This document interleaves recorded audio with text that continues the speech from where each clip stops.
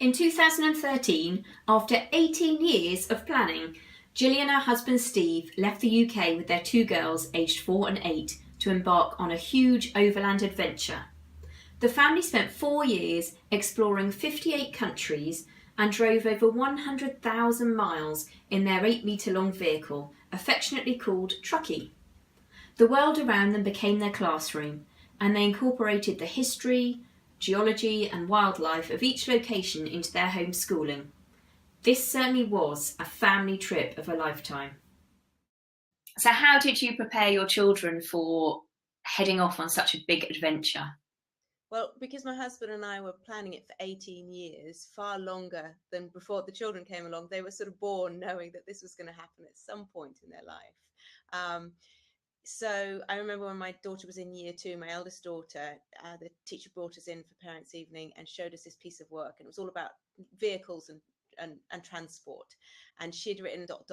When I travel around the world in my truck, I will see this and that. And it was lovely. It was a really nice piece, in her very baby handwriting.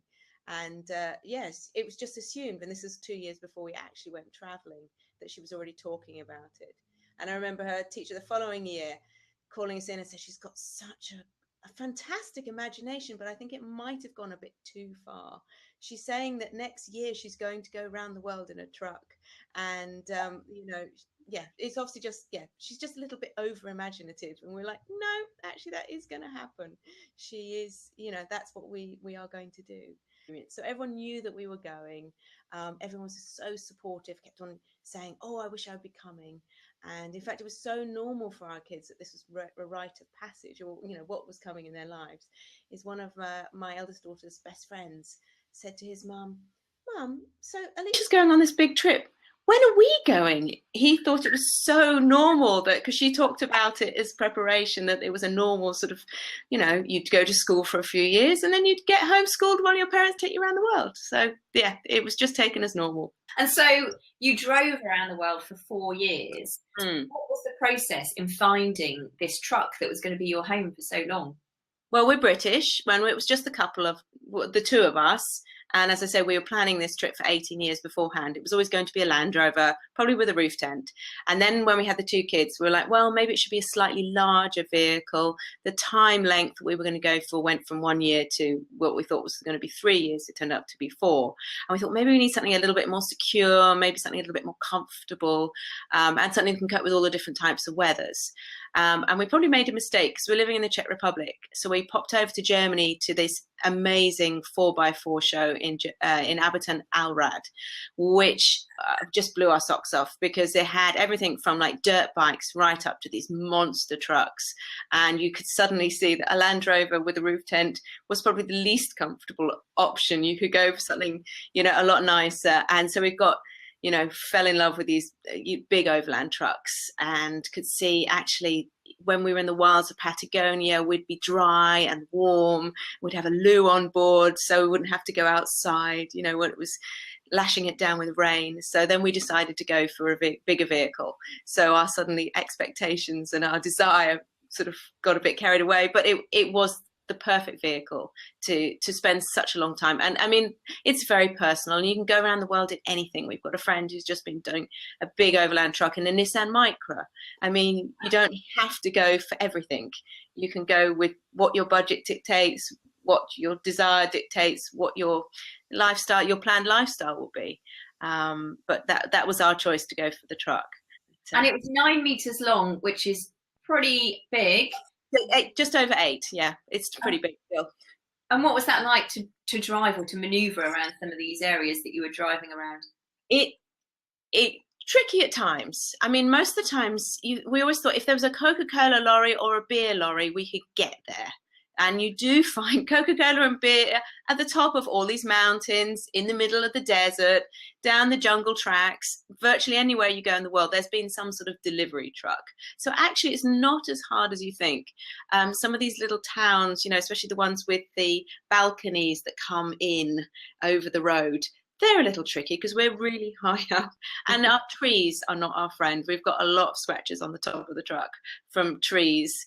But pretty much other roads we're fine. Indian bazaars, you know, when the main road suddenly went through the middle of a small town and it turned into a market store, but people are always waving and smiling, and we always wave and smile. I mean, there's a lot that we do, waving and smiling. If any sort of stressful situation, we just smile and wave, and people usually then just laughing and just like, oh, you're ridiculous, you got lost, and then move their stuff out the way and help inch forward. So we've been incredibly lucky all the way around the world. One thing that some of the members wanted to know about was, how did you actually move the truck around from continent to continent, and why did you choose that method? Well, we decided to take our own vehicle because also, if you think about, if you go to each continent and buy a new vehicle each time, it's not just buying the vehicle, it's hotel costs while you buy the vehicle, and then kitting out with camping equipment and, you know, all that sort of, and selling it at the other end. We decided the same vehicle would have been a best idea for us. So I think we shipped the vehicle 5 times altogether. Between North and South America to Africa, Africa to Australia, and Australia to Asia. So each time it was a matter of negotiating with the shipping contracts. And our vehicle is so large, we had to do what they call a roll-on, roll-off, a ro-ro a boat, which are like these massive multi-story car parks that, you know, go around all the seas.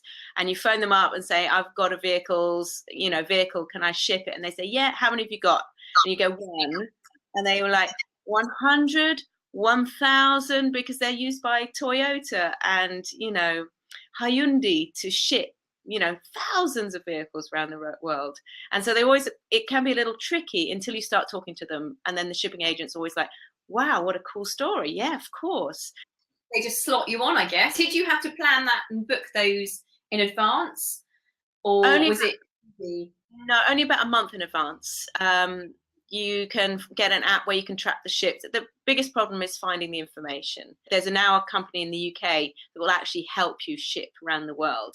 When we did it, there wasn't anyone at all, and it was a matter of sort of trying to put together bits of information. As I say, it's not really public information. It goes between the shipping agents. So it takes a little while to sort of figure out the system, but it's a lot easier now. Did you have any coping strategies for living in such a confined space? Because 24/7 for 4 years is quite intense. Yeah, no, it definitely wasn't.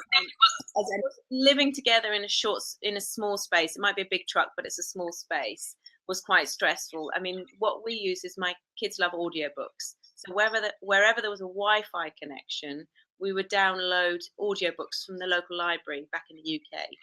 And so they would be able to have them for sort of 2 weeks on their iPads or iPods and listen to them. And of course, headphones were blissful because they'd be plugged into Harry Potter for the 15th time, listening quietly. And my husband and I would just get, a few hours of driving peace while they were listening. And, and the eldest one loves to read as well. So while that sort of, they got their space from us by immersing themselves into an imaginary world, we got our space from them by not having them chattering away in the background. So it worked very well. And did you find that when you were staying in the same location for a period of time, that you almost got into sort of a daily routine that you similar to home, but in your home, which is the truck?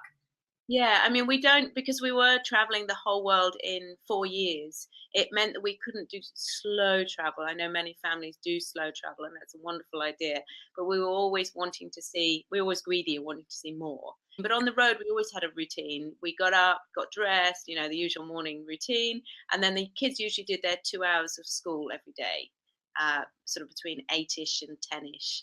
And then we went out for the day, or we drove, or we did whatever. And we never drove in the dark, because obviously it's just too dangerous, especially on an unknown road, where you don't know what's on the road, usually cows or dogs or people, and no lights. So there was a routine as such, but every day was different. Do you have any words of wisdom for families who are considering a big trip like this and driving overland like you did? Well, as for timing, there will never be a perfect time to go. You'll always, have something going on with the kids or with work, or, so just go, because it will never be right. I mean, that's the decision we made, is that that, I mean, we waited 18 years to go, and in the end, we just said, if we don't do it now, we will never go because something Mm. else will come up. So, sort of trying to ignore that sort of nagging voice in the back of your head. So, oh, just next year would be better, because you may not get there. And yet, overlanding is a fantastic way as a family to spend time together because you do get to have your own home with you while you're traveling. And children very quickly adapt to being outside a house, and they're quite happy in any sort of little tin box, as long as they've got a few teddies, and that's where the parents are. They'll be really, really happy. So, and you get to travel at the speed that suits you. You don't have to go with public transport. You know, how long you travel is pretty much within your own control, and how you do it is pretty much within your control. So it's a really nice way to travel, I think.